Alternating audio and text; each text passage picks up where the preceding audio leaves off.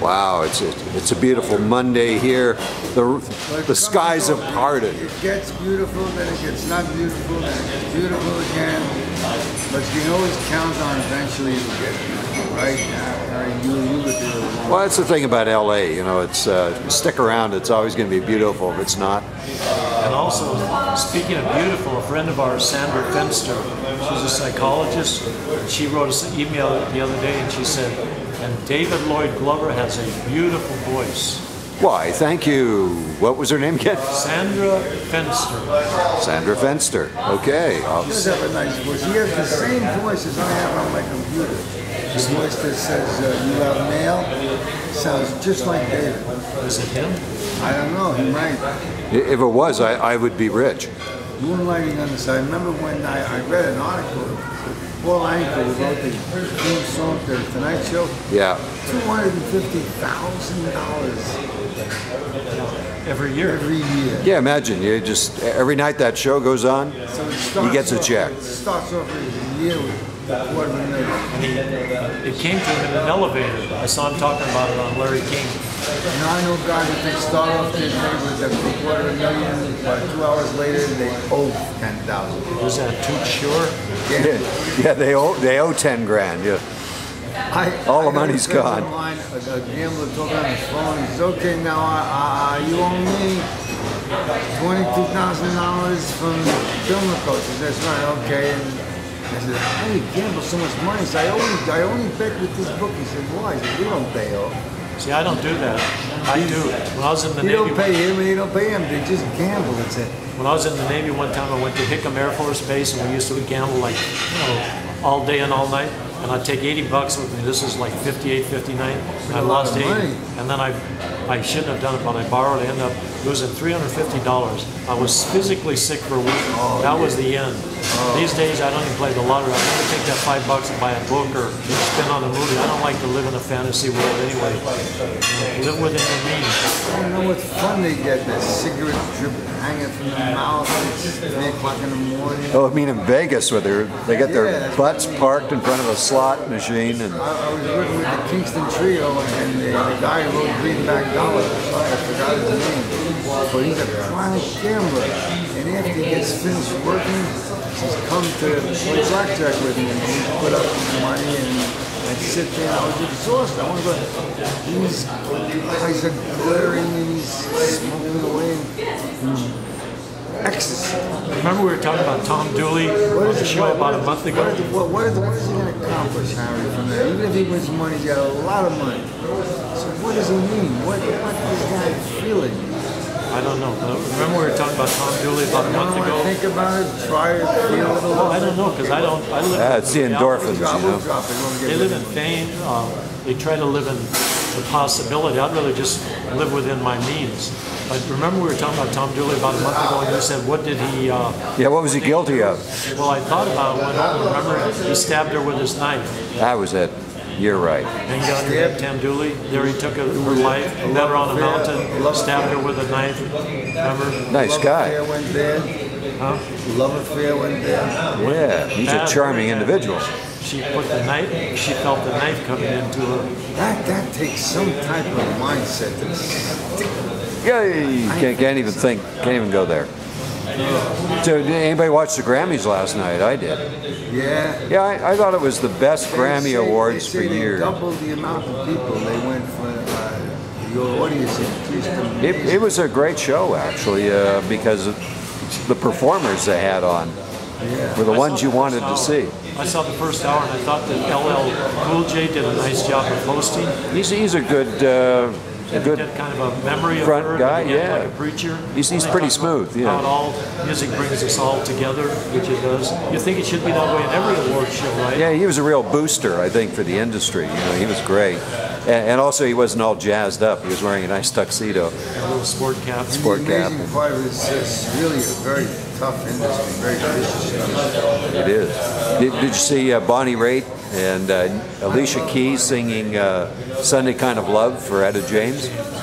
You know who wrote "Sunday Kind of Love"? Really nice one. You're right, Anita.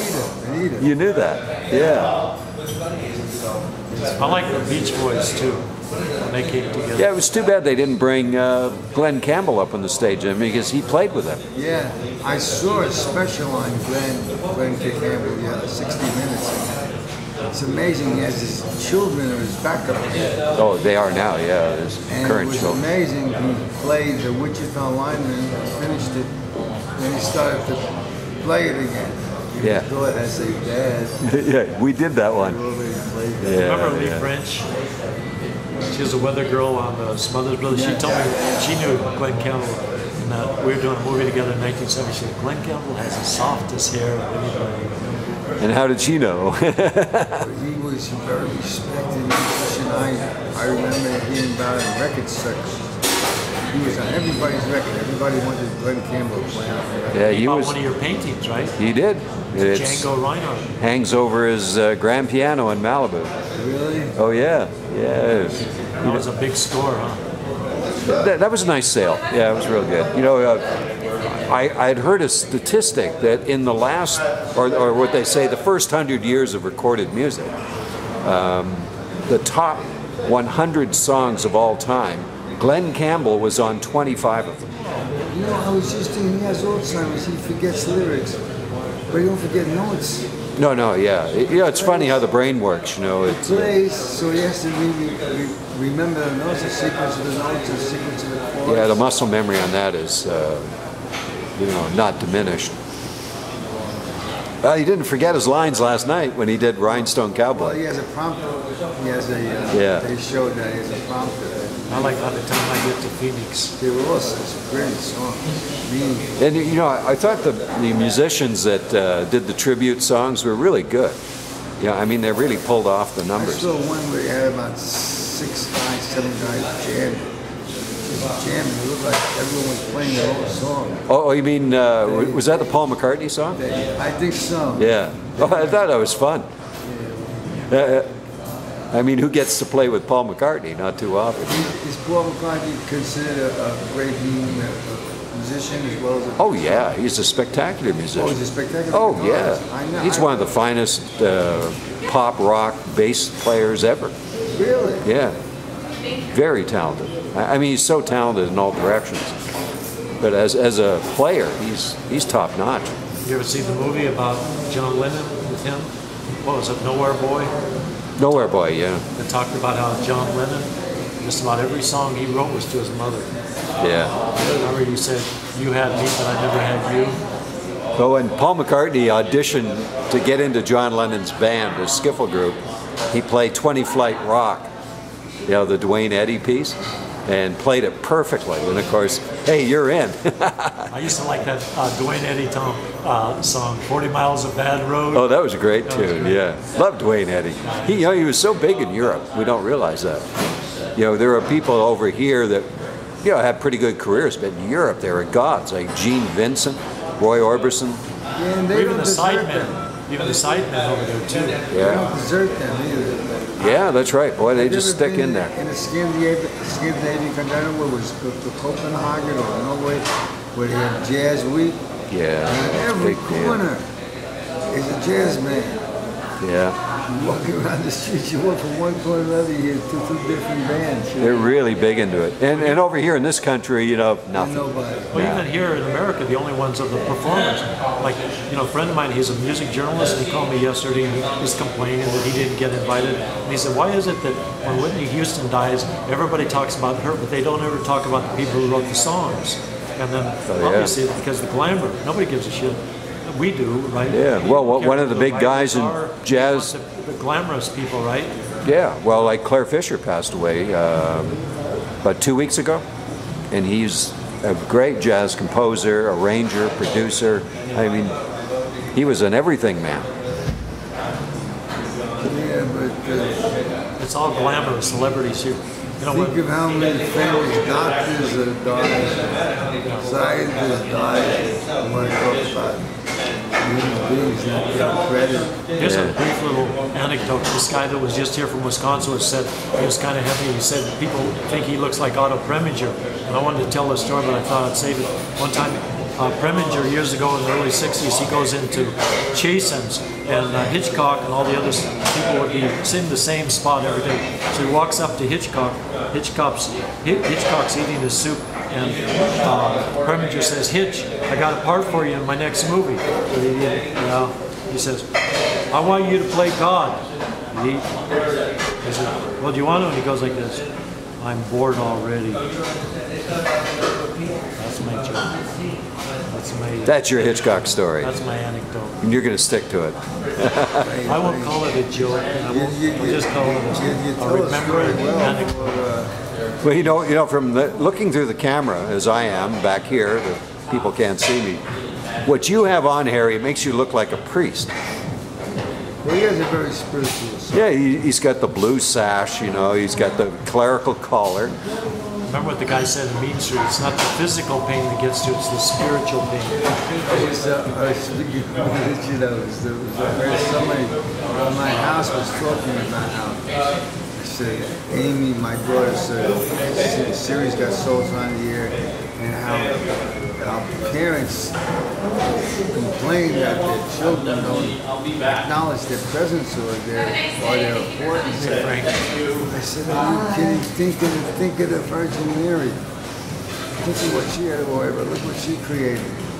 You know, So you do believe in it? That's our Harry. I think about her all the time. I mean, he never calls me. He's just made it very big. He's always on the road. I can't get him on the phone. Your daughter? No, Virgin Mary. You're not paying attention. Yeah. Your daughter loves you. Yeah, JC's on the road, you know, he's just hanging out, you know. Are you on another show? You got another job? Well, the people were walking by. They were walking by. Yeah, Harry got distracted.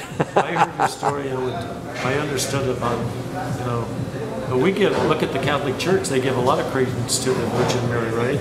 Yeah, well, that's really what a complex situation that is. I heard them thrashing it out today, but the Catholic Church is really adamant against it. I was kind of shocked. Recently we were sitting here, a couple of us, and there was one person was talking about how he didn't understand forgiveness. And I thought, well, that's what the whole New Testament's about, forgiveness, you know, and it's good to forgive people, you know. Love thy neighbor as thyself, right? Yeah. Some people say, do it to your neighbor before he does it to you. Yeah. Do unto others and then cut out. Yeah. That split the Syria. Oh, God. Let's get over there. We are the only people in the restaurant right now except for the workers. Does that mean we've won? We've driven them all out. Yeah, we pushed them out with this video camera. No, nobody wants to be on YouTube. No, well, this is one of those LA days that scare you because it's gray for an hour and suddenly the sun is out, you think it's great and you put on your little shorts and you make a smile and you run out and bam, it's thunder. Here's what I would like to say since you brought it up. I wish your daughter healthy congratulations and success to her new show on ABC, right? So you should be very proud of her. The Bunheads. I've always been proud of her. Oh, you mean got picked up? But she has a show here, he got picked up today. Is on Family Channel, ABC Family? ABC Family Channel. Yeah, that's great. You and Fantastic. your wife and her are quite a talented family. Well, you heard it here first on Time Times 3 that Bunheads. Amy Sherman Palladino, who created the Bunheads. Well, she's a TV star. She was the creator of Gilmore Girls, has created a new series called Bunheads. I am the creator or co-creator of Amy Sherman. Yeah, co-creator Amy Sherman Palladino. I have no deal. I made it without a deal. I said I'll sign after I see her if I like her. Entirely on spec. And if you're wondering what Bunheads is all about, tune in to find out. If I don't like her, out. What girl? I don't know. Yeah. You love your daughter, I can always tell. I remember one time she stopped by here on the day to find out about, I think, one of her pilots, and when she left, you go like this. Don goes like this. Yeah. I could just see his heart was beating madly. Yeah. Finally, my daughter shows up. Gee, the 3 of us are all fathers here. 3 fathers. Yeah, we're all abandoned. It's okay. Sitting alone, wandering, talking into a camera, not knowing who's going to listen, who's going to see. Now, are you going to be on her show? No, I don't know that. He's not a I'm bunhead. technically retired. I am retired. Mostly. You're a wisdom guy. Listen, now I'm trying now I'm contemplating life itself and what it's all about. What have you learned of all these years? Somebody I've encapsulated. learned not to butt in, keep your head down low, find a crack in everything, and Yeah. get in there and watch everything go. Try not to be noticed. Stay out of the line of fire. Absolutely. I remember basic training. I don't know why I didn't I'll realize volunteer it. for anything. I was crawling underneath the netting that you're supposed to practice controlling, you know, Yeah. with your rifle, and then shooting. I had no idea. They were real bullets they were shooting. It was the first realization you got that, holy, this could turn out that Stuff could happen. All I used right. to doing physical war training. such, how can they keep duplicating? Wow, how can they keep doing it? They see the results of it, they film it, they write it, they do it exquisitely, and they do it again. Yeah, you think How it. is that possible? Yeah, you think it was all done. Well, what's our word of the day, guys? Training. Training. Training. It's training day. Okay, training. Thanks, folks. Thank you, Dave. And tune in to Times 3. Daughter. See, we didn't even. And go to our blog, times3.blogspot.com, and read about more.